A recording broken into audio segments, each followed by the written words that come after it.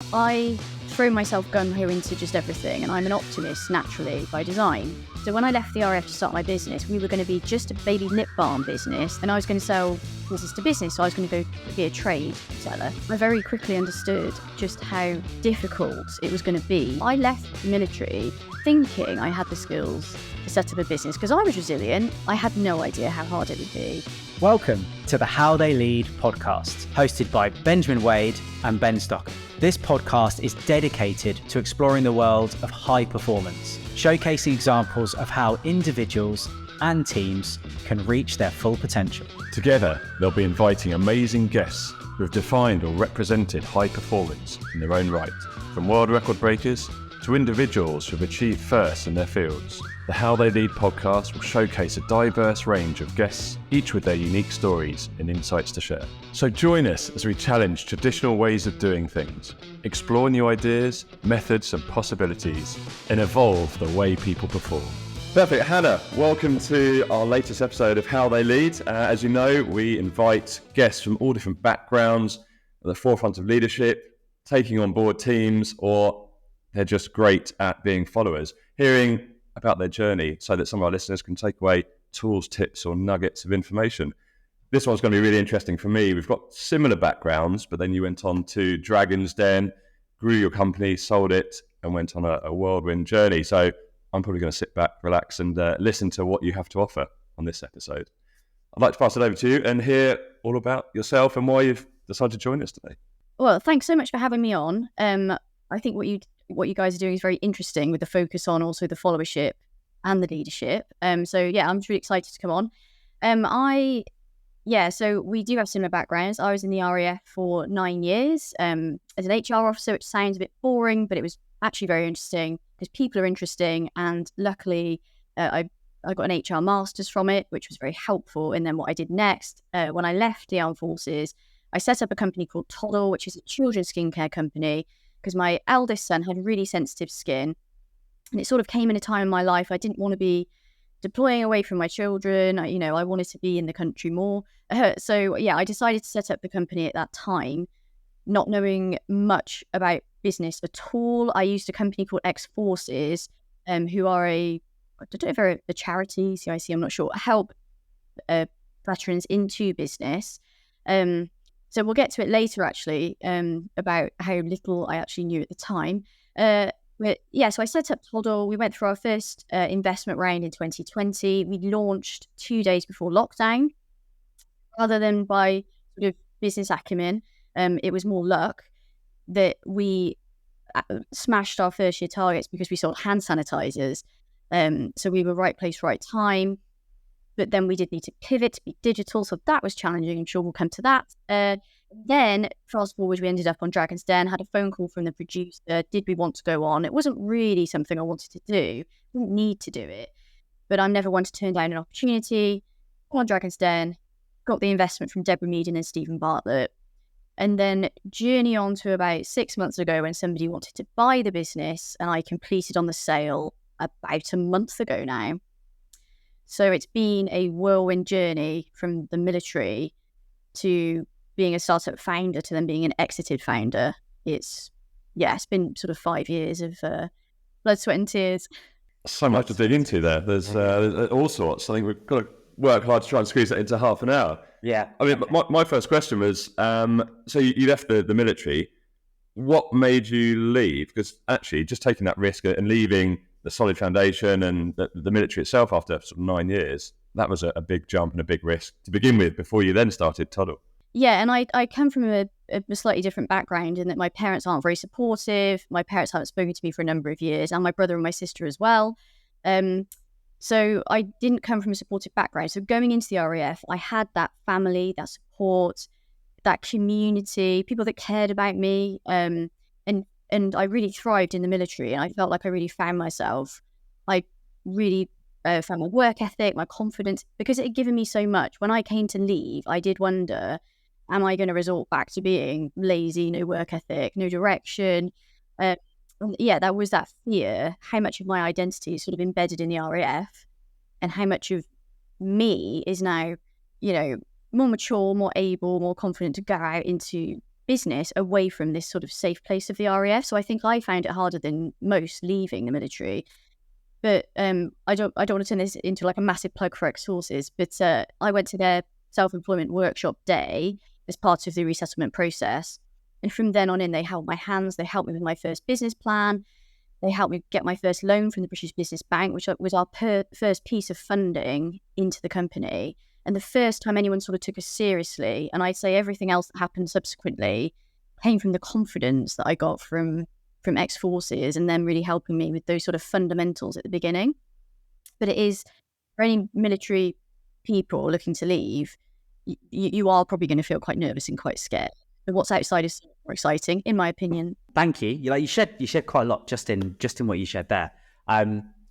Just how has your kind of your family, your background, your family in the RAF, in terms of that support network and that structure and that, and then becoming an entrepreneur and going through that, how has that either changed or reinforced your approach to kind of leading people and leading a business? I do think I go into every scenario as a fairly empathetic person.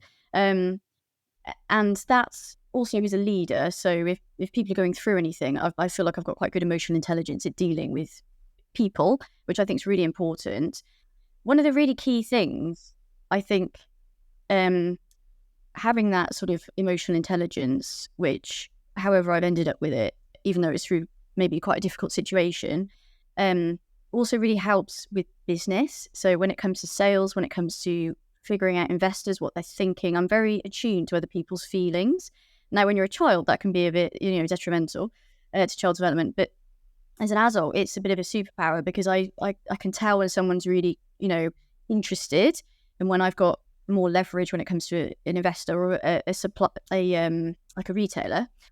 And equally, I think I can understand when somebody's not interested and it's time for me to back off or try different tacks. So yeah, that like emotional intelligence that comes from that difficult upbringing, I do think makes you a better leader and able to like tap into how people work, tap into when they're feeling down. They might be trying to, if you're the startup boss and you're a small team, they might be trying to big you up and hide their feelings because they don't want you to worry. So just picking up on those little nuances that people do give off but often don't say. Yeah, and do you like for you? Because I agree. I think that ability to read people and gain insights from how best to interact with them to either influence or get the best outcome for you, them, etc. is really, really important. And there's a nature nurture bit. There's like how do you everyone has a raw material like from backgrounds and experiences and where they've lived and cultures of that. And then there's a nurture bit, which is probably about the learnt, applying, observing, seeing what works and seeing what doesn't.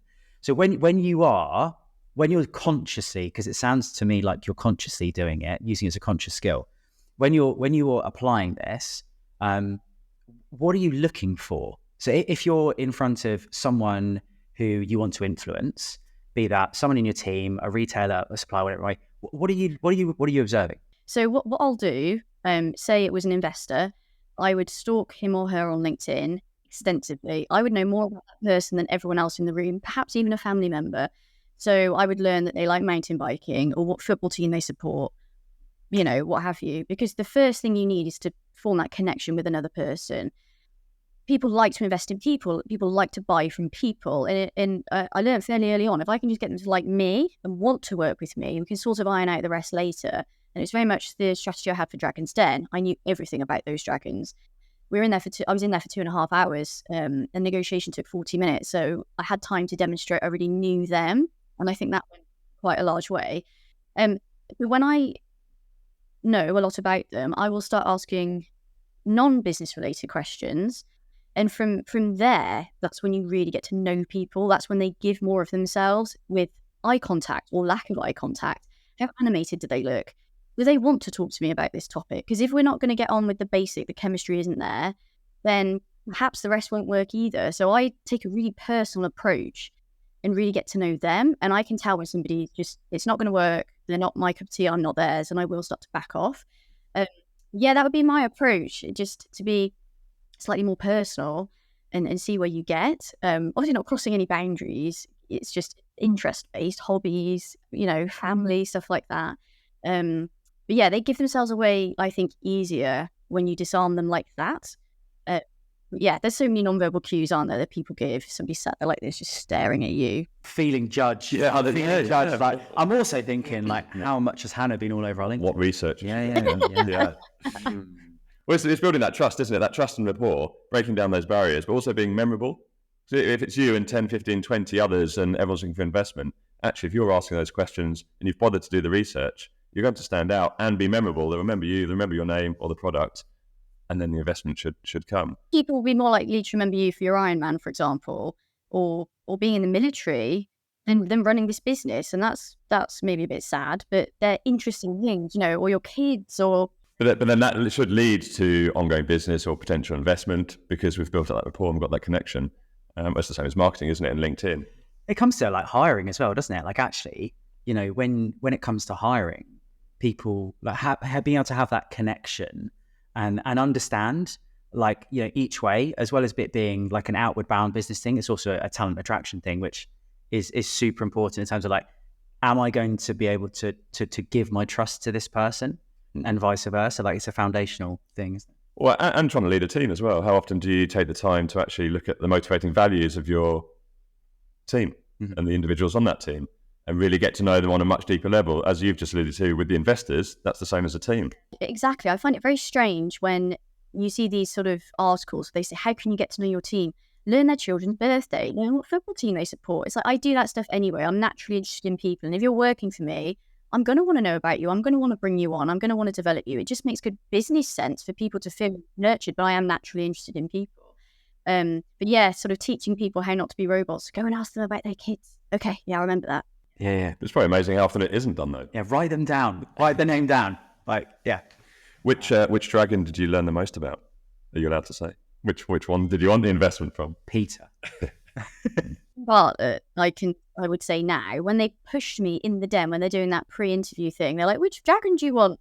I thought, I'm not getting this because I would really be grateful for investment off any of them.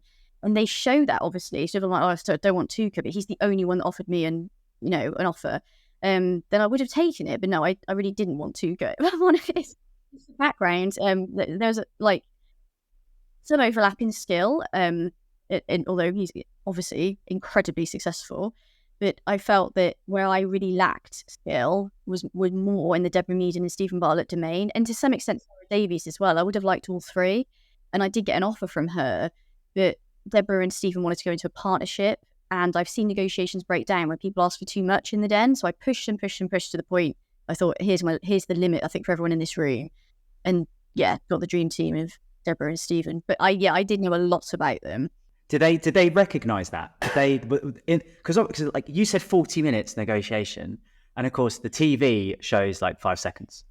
So that's really interesting. So in that, did they recognise? Did you see any kind of like eyes widening, like the sort of things that people would give away? They're like, wow, you've done your research. I've got them here. So actually, not them, but Peter Jones. I bought some of his socks. I don't know if you know, he runs a sock company. You went and bought some.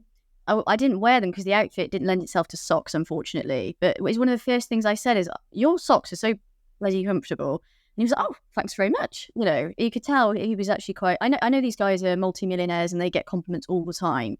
But just as somebody had taken the time to go and buy some of his socks, he seemed really impressed.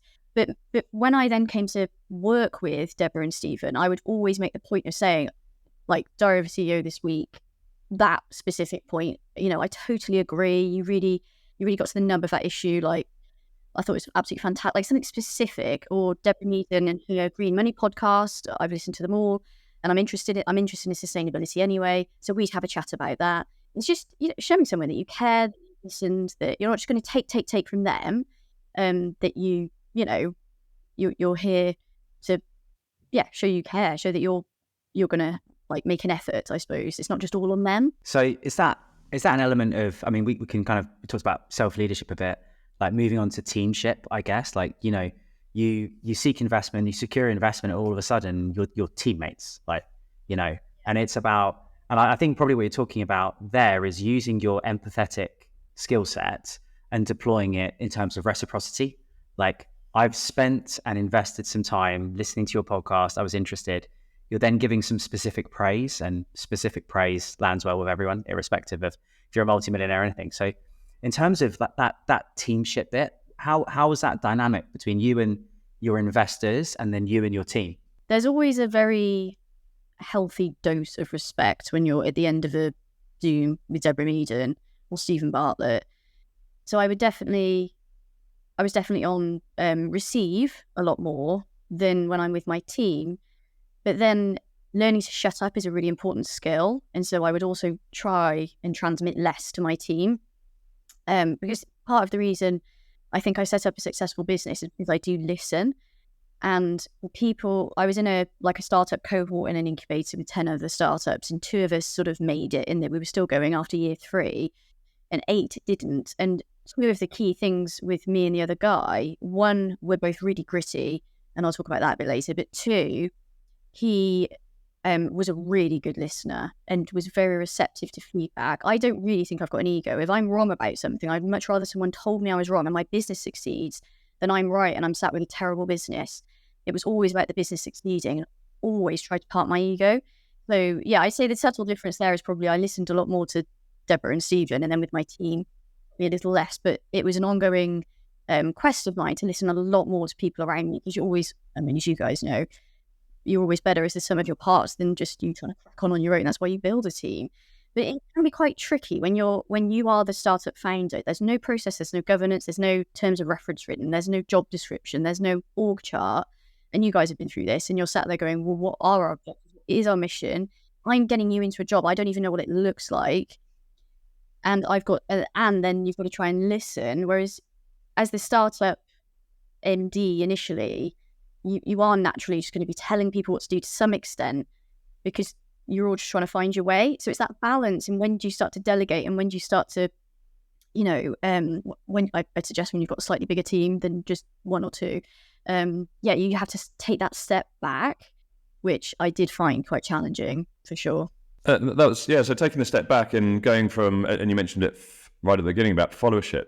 So obviously at the forefront of leadership in the Air Force, and then leading your team, leading your business, and then suddenly a dragon comes in, and you have to be quite open and vulnerable, and like you say, take a step back and now be a follower in your own business.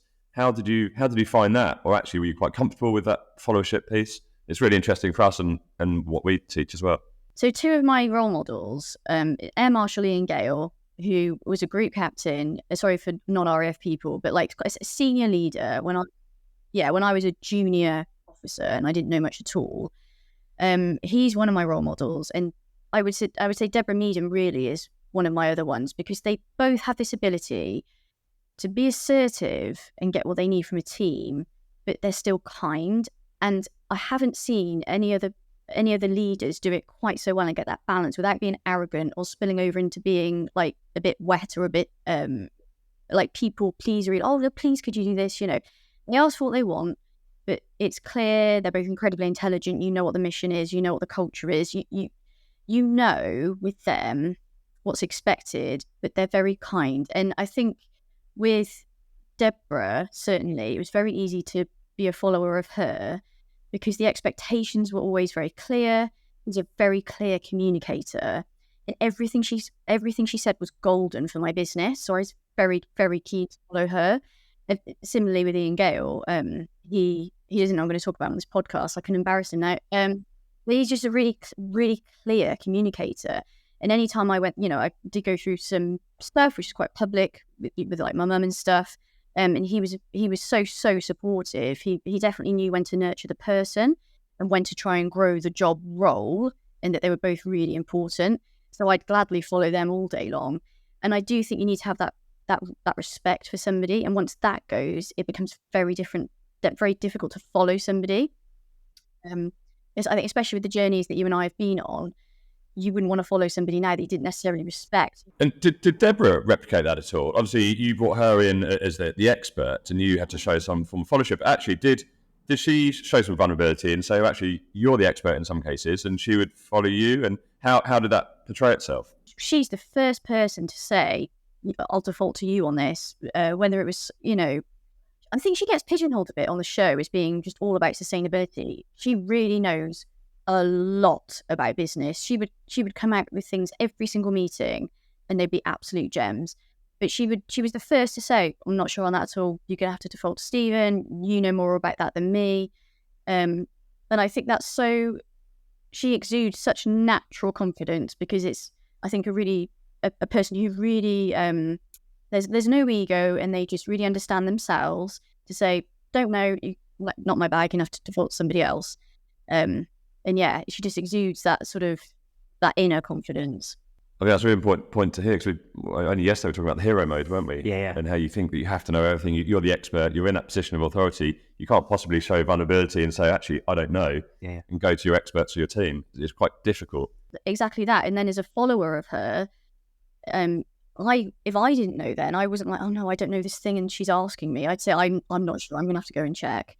And it's something I now do broadly. I mean, I'm not running that business anymore, but I'm doing lots of other things. And I'm the first to say, yeah, I don't know there.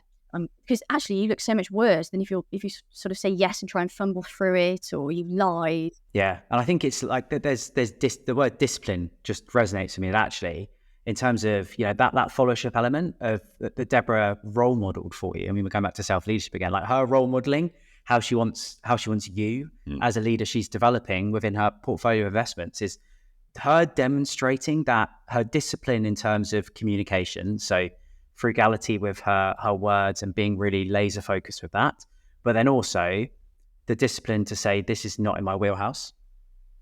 This isn't, and this is for you. That's an incredibly hard thing to achieve, because if you think that you might have a chance of doing it better, faster, quicker, at better quality than the person, then like the science just tells us that you get rewarded with a little dopamine hit when you jump in and save the day. But actually, not only might you be wrong, the best idea might not win, which I think is really interesting. And you're stifling the development of others as well, aren't you? By always saying yes and jumping in, you're not allowing other people to flourish and develop either. And when I was in the RAF especially, I sort of led an HR assurance team where my feedback was quite valuable. I would often stay quiet if I was in a room of especially older men, and I would think, no, my experience or my sort of point isn't going to be met very well in this situation, and I would back right off until I read Lean In, great book, and yeah, I've got something to say, and I'm actually the expert in this room on this specific topic, and I could actually really be helping these people. And sometimes they were saying things that weren't true, or they didn't have quite the full, like all the information. So it's something that as I've got older, I found I'm much more able to do. And how about that piece going back up the other way? So like telling Deborah when you thought she was wrong. How difficult was that? Because you get that in the Air Force as well, don't you? In the cockpit, and you probably know like that cockpit gradient where you've got someone who's either older, more experienced, a higher rank. It's difficult to say, no, I think you're wrong, because they're more experienced, but you'd obviously have to come across that. How difficult was that? Yeah, well, when I was in the RAF, that's part of one of the reasons I left. I was starting to get quite frustrated because, as you know, flight lieutenant, it's no rank at all. You don't have any say.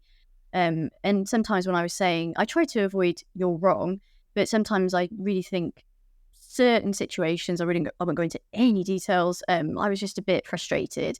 And so it was really refreshing to leave and be in charge of just everything. So rightly or wrongly, if this succeeds, it's on me. If it fails abysmally, it's all on me. But yeah, I don't know if Deborah ever was wrong. I knew you were going to say that. The minute when you said that, I was like, I just don't think she gets it wrong. She's just always right.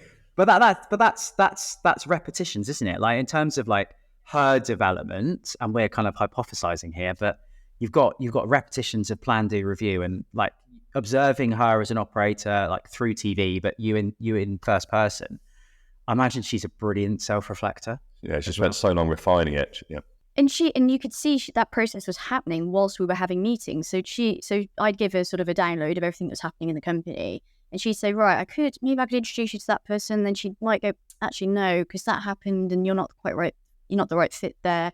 No, you need to start maybe exporting because this company did this. She's got such a wide case study load in her head of every business she's ever witnessed from, all different markets, all different sort of channels, all different products. And you can see that she's using all of that hindsight while she's thinking of how she can help you. And it's just, I mean, I could read thousands of books and still not be anywhere near the level of knowledge that she's got. So that was brilliant. But no, if I can think of any time she was wrong, I will let you know. Brilliant. Struggling to think. Part two. Hannah, like, so just thinking about, obviously we've looked at kind of self-leadership, teamship, followership. As your business kind of, you received the investment, you kind of scaled the business. As you got towards that growth bit and there was the interest to sell, how did that sales decision to kind of step away from your creation, your team, etc., how did you wrestle with that decision, or was it quite cut and dry? For numerous reasons, it became quite cut and dry. So one, the offer was good, which obviously you can't avoid money. We all need money. So that was a key factor, because I think, being honest, having run a startup for 5 years, you don't always pay yourself very well. And I think it's something that a lot of startup leaders are ashamed to talk about, don't want to talk about. Well, assume because I run a successful business, I'm going to be a multi-millionaire off dividends, PAYE, however you want to pay yourself. That's not the case. A lot of startups, especially, are plowing money back in for that growth and to really drive that scale, especially to avoid losing any more equity. So I was paying myself quite modestly for a long time, and I'm not ashamed to say that. So I was really waiting for the big payout at the end. So I think for us as a family, it's not about me either. It's about my husband, my kids. They'd been on that journey with me. They'd sacrificed a lot. We'd put money into this. So when it was finally, hey, this is all worked out, here's the offer, it was quite an easy decision. And the person that's bought is somebody that was in from the word go, one of my initial investors, who runs several different companies. I can trust them. They've taken the reins really well. I think they're, leading the team really well. The handover period was long, and I'm still a consultant for the business. I'm still a shareholder. So I think all of the conditions for me were met. That it was probably the perfect sale, to be honest. Doesn't happen very often, does it? Yeah. We get to speak to obviously quite a few people that are like serial entrepreneurs, and we might be helping them with their second or third business in terms of helping them put their leadership team together. And it's quite often they don't get that scenario. So that's great. Is there anything that we haven't covered in the conversation so far that you thought, kind of in preparation for talking to us, that actually would be really valuable for you to share with our listeners? I think one of the key things is, I don't know if you're going to ask me the West Peak question. Shall I do that? Go on, you ask. Oh yeah, you are straight in there. Because I think this is like a really nice, like I really love it. I really love the idea of it, basically. So my sort of West Peak moment, if I've understood it right, is the fact that I throw myself gung-ho into just everything, and I'm an optimist naturally by design. So when I left the RF to start my business, we were going to be just a baby skincare business. Baby lip balm business. That's the crucial bit. And I was going to sell business to business. So I was going to go be a trade seller. And then I very quickly understood just how difficult it was going to be to set up a one product FMCG company with a broader brand, investment, to scale and get it into trade. I'd have to prove the concept first. So some D2C sales, Amazon sales. I needed an actual brand, not just a logo. So I left the military thinking I had the skills to set up a business, because I was resilient. Senior officers had asked me to do all sorts of things that I can just turn to. I'm adaptable, I'm flexible, I can talk to people, I've got initiative. I had no idea how hard it would be. And I think I was quite young at the time, but not that young. And I think there was a healthy dose of sort of naivety. So I didn't know a lot, thinking I did know, and it's baptism of fire. I've just had to learn. Luckily, I've got extensive networks, which I've really worked on nurturing over the years. And boy, have I realised just how important it is to just meet as many people as you can who are ahead of you. So that is another point, actually. I really do try and surround myself with entrepreneurs who are ahead of me, or people from the corporate world as well who are ahead of me. And I'm involved with several different networks where I have I have counsel from some just incredible people. And I do think that's one of the benefits actually from going on the Den that nobody really talks about. You get the money, you get the dragons, you get the exposure, but then you get exposed to this ecosystem of entrepreneurs, 15, 20 of them now, And there's sort of like a little bond between us who are all doing amazing things with multi-million-pound companies. And so surrounding yourself with those people and not the people who are saying, oh, that seems a bit difficult, I'm not sure you could do that. Yeah, my West Peak moment, if I've understood the concept. Yeah, that's a perfect example of it. When you reach that point, like the West Peak, the summit, and it was all about the lip balms, a lot of people would just sort of ignorantly persevered and carried on that route. But you obviously pivoted or realised and had the nuance to try something different. How did you go about doing that? Because I think a lot of people would be probably at this point now thinking, I just need to keep going, it will work. But actually you thought, it won't work, I need to do something different. Yeah, I think back to that sort of not having an ego and listening thing, if people sat me down, people I really respected, like some business coaches early on in the day, and I went to business workshops, and early investors I spoke to, because money talks. If they don't want to invest in something, there's a reason. So I think, the end goal was I want to run a successful business. I think I was quite wedded to the lip balm thing initially, but ended up being one of our worst sellers. So I think that's one of the key things actually is I started sort of getting that MVP into the market. And as I was testing the market, the results were also telling me, as well as these other. But I think I learned during that sort of first Q1, Q2 of like those first initial bits, if I'm going to do this, I need to park what I think I know. But we had a different name, and I'm embarrassed to say it was like Bubba Lips or something. I had really firm ideas about the logo, which looked bad. And then I quickly realized if I get people in who know this stuff and are very good at this stuff, like I got a very, very gifted graphic designer in who did the whole brand, and you know what that's like beyond just a logo. And she really set us off on a path of, right, I need to use professionals, and I need to just, I can't know everything. It will look different. And the more different it started to look, but the more successful it became, I think the more I sort of really went for that sort of ethos, to the point where when we were up and running just before the pandemic, and we were trying to do a business-to-business model, obviously the pandemic came along, that died. I very quickly pivoted to D2C, and that's where our primary revenue came from for the next 3 years, was D2C. So I think just being really flexible to what could really help your business has been so key. And it can be really difficult if you've got this clear vision, this clear idea, you're really wedded to something. I mean, I was coming up with the business, the lip balm business, for about 3 years. But I mean, I don't care at the end of the day if I ended up running a fencing company. If it makes me money, then. So is this you spoiling us by telling us the next business is a fencing company? Is that where we're going with this? I think what you've just shared there is no one else has shared yet on the West Peak question. So there's a couple of bits there. One is that actually there's always a false summit. Like actually you get to a level, don't you, and you go again. So you've just done a false summit to a summit. You've exited your business. Like you've probably now going through this kind of process where you're like, well, actually, like kind of where are the next summits and what are the next false summits? But the bit that I really want our listeners and viewers to dial in on is actually you can get to the false summit, have the winds knocked out of your sails, and be like, oh my goodness, I don't know this. There's so much more. And what we haven't on any episode yet covered is what's the fastest way to get you from false summit to West Peak, and actually that's expertise. And I think I really like the way you talked about surrounding yourself with a tribe that's further down the road from you, using, experts like your graphic designer, and investing in that as a way to just accelerate your learning and your business. And I think that's really interesting. And on the expertise point, I get people now in my LinkedIn inbox saying, oh, can you help me? And I can't help everyone. And I am quite busy. The ones that stand out are the people that say, and I did this in that sort of first year, I would find out about the person. Bill likes golf, he likes cricket, he supports Gloucester Rugby, whatever.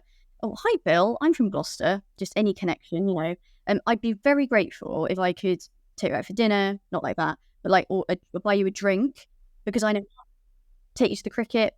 I know half an hour of your time will save me months of me potentially trying to grow my business. I specifically really need help with this, and this. And I would say 95% of when I asked somebody to help me like that, I did get in front of the person, I got to ask them the questions. Crucially, you then follow up that evening if you can and say, thanks so much for your time, Bill. These specific ways that you helped me are going to save me time. And then if you can follow up in, a month, 2 months, we got the contract with Boots, Bill. there's some flowers in the post or something. That's how to treat very busy people, where a bit of their time, a bit of their mentoring, opening some doors for you. And when people, I don't need flowers or cricket or whatever, but when people just come to me and say, look, I saw you in the den, I was really interested in specifically picking your brain on this bit. The ones I don't like are when people come to me and say, I just need help with my business. And I think, oh, like 10 hours worth of, and I don't like compliments, but do you know anything about me? Like I do get people saying, I love what you're doing with Toddle. I think it's just incredible.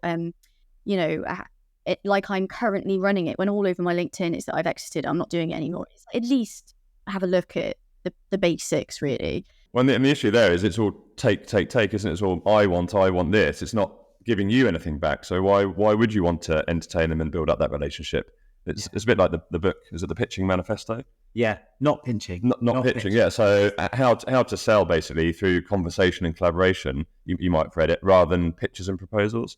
And then rather than prescribing a solution, actually understanding what the problem of the client is, rather than telling them what you think they want, actually just listen. And the bit you've just shared there, Hannah, around people kind of in your LinkedIn emails, etc. Actually, for everyone who's listening and watching who is within an organization, that is exactly how you try and approach getting a mentor within your organization. Be really specific, be really clear on your ask in terms of time and expertise and how it will help you and benefit the business. And that's good followership for you as a follower trying to kind of secure a mentor internally as well. That means they've actually spent the time thinking about it as well. Yeah, completely. Hannah, thank you so much. It's been an absolute pleasure. I feel like there's a part 2 coming up at some point. Well, yeah, I think just on our journey, we've learned quite a bit as well. Yeah, following in your footsteps. It's So I won't go on because we spoke about this. We don't like go on for hours.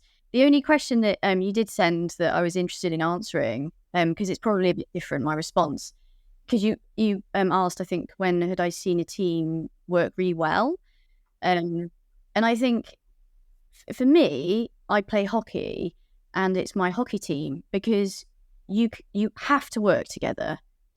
Otherwise, if I was a lone player on that pitch against 11 others, I would lose. So you have to work together. Everybody knows their role because everyone's got certain positions, whether you're a mid, a forward, whatever. So you've got those sort of terms of reference. You know exactly what you need to do. If you're a defender, you defend. If you're attacking, you attack.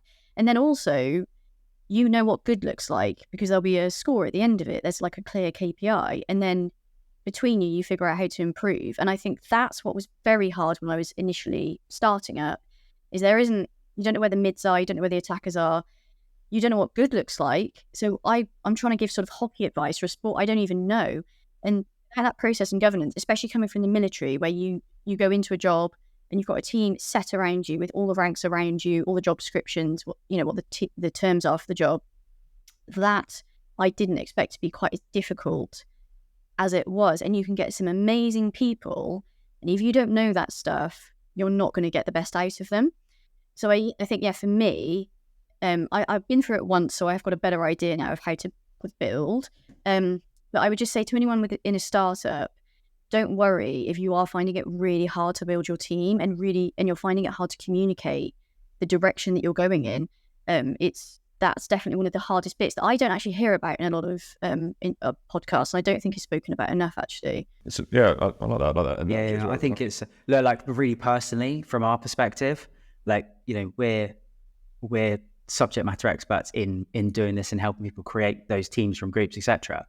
Doesn't mean that we like smash it all the time. Like, actually building West Peak as we go, it's a real like case study in itself of sometimes like some days what not to do, and you're like, okay, well actually we wouldn't do that with a client. But you're right, those sporting analogies and those military analogies, like, they're fantastic.